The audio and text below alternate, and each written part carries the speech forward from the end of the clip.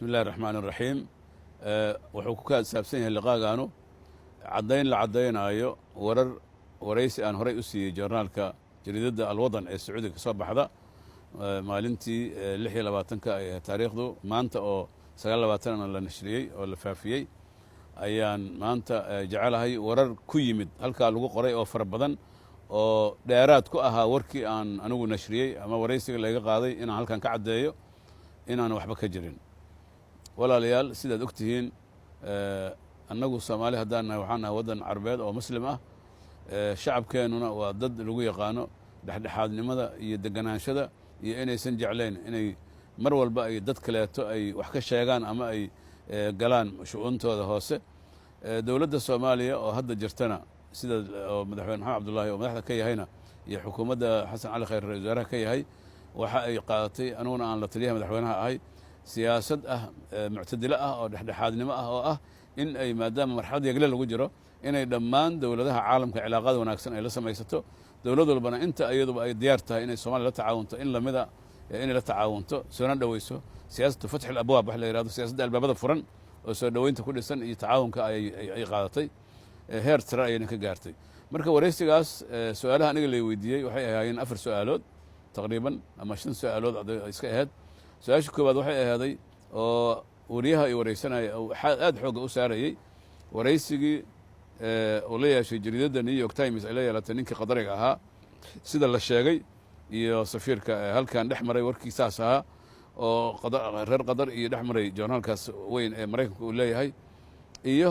jawaabtii dowladda soomaalida ay ka bixisay oo markaas timid waxay raadinayeen marka dabcan ama ay weydiiyeen arrintaas iyada ah si aad u aragtaan waxaan ugu jawaabay annaga haddaana dowladda soomaaliya jawaabta rasmigaa ee soomaalida waxaa bixiyey wasiirka arrimaha dibadda taas ayaana jawaabteedu ay tahay waxay su-aal kaloo faraca oo la yidhaha su-aal mutaabaca ama su-aal dabadhiga ay ka dhigeen waxay yidhaheen laakiin waxaa la leeyahay amniga soomaaliya waxaa faragelin ku haya dowladaha qaarkood sidii qatar oo kaleeto oo waxay soo qaateen mithaal maxamed saciid atam inuu martiqaad ugu joogo oo la ogyahay inuu ka mid ahay raggii hore shabaabka ka mid ahay rag kaleetana cilaaqaadii la leedahay ila akhirihi arrintaas waxaan uga jawaabay horta ninkaas adaga waxaan idhi dowladdan hadda joogta xilligeeda ma ahna dowladdii ka horreysay ayaa martiqaadkaas meesha laga siiyey wuxuuna ku tegey arrimo oo caalamku isku wada ogaa oo xataa dowladaha waaweyn reer galbeedka iyo un-ka iyo kulle xogteeda ay wax ka ogaayeen dowladda xilligaas jirtay baa faahfaahinteeda haysa marka wax hadda dowladdan xilligeeda dhaca hadda jirtana ma ahan midda labaadna ninkaas odaga waa ka soo baxay afkaartaas oo si rasmiya ayuu dowladda soomaaliya tvyaasha qaranka uga sheegay inay nimankaas ay khaldanaayeen dowladda somaliyana waa ka aqbashay sidaa daraaddeed anigu marna mu arko in qadar lagu tuhmo in ay tahay dowlad ilaalisa ama dacmisa waxaan argagixisada la yidhaahdo soomaaliyana cilaaqada wanaagsan bay la leedahay tacaawun waxaana kala dhexeeya dhammaan jawaanibta oo dhan ah sidaa daraaddeed arrintaas iyada ah waxaa nasiib darro ah waan sheegi doonaa in si kale loo dhigay qodobka saddexaadoo la weydiiyena wuxuu ahaa xiriirka soomaaliya iyo sacuudiga ka dhexeeyey saamayn ma ku yeeshay maadaama soomaaliya lagu tiriyo inay dhinaca qadar ay u bayrtay arrintaasna marka hore waxaan nafiyey in soomaaliya dhinac ay u bayrtay waxaan idhi soomaaliya siyaasad dhexdhexaada ayay ka qaadatay khaliijka oo siman cilaaqada wanaagsan bayna sacuudiga la leedahay sida qadar bay ula leedahay dhammaan waddamada khaliijkana way la leedahay marka sidaa daraaddeed taa horta lama dhihi karo dhinac ayay u leexatay siyaasad dhexdhexaad ay ku taagan tahay dhinaca kaleetana sacuudigan si gaara waxaan uga hadlay inay tahay dowlad weyn oo cimlaaqa oo cilaaqaad taarikh nagala dhexey jiray dowladda maanta jirta madaxweyne maxamedullahi farmaajona oo ilaa ugu yaraan 3 jeer oo safar ku tegay rasmi ah oo safarkii ugu badnaayuu dibadda ugu baxay dowlad uu tegaba iyada uu ku tegey marka dalalka khaliijka iyada ayaa ugu badneed iyo dalalka carabta o dhan sidaa daraaddeed cilaaqaad wanaagsan baana kala dhexeeya malik salmaan iyo weliyu cahdi maxamed ibnu salmaan iyo madaxweynaha ka dhexeeya dowladda soomaaliyana dacmi rasmiya ayay dacmisay oo meelo badan taabtay oo looga mahad celinayo sidaa daraaddeed